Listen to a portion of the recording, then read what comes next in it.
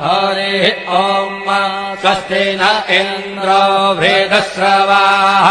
स्वस्ति नः पूषा विश्ववेदाः स्वस्ति नस्तार्क्ष्यो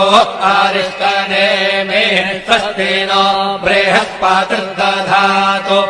ॐ पयः पृथिव्यां पय ओषधेषु पयो दिव्यन्तरिक्षे पयोधाः पयस्वतेः प्रदिशः सन्तु मह्यम् ॐ विष्णोररागमसि विष्णोः श्रोत्रेस्थो विष्णोः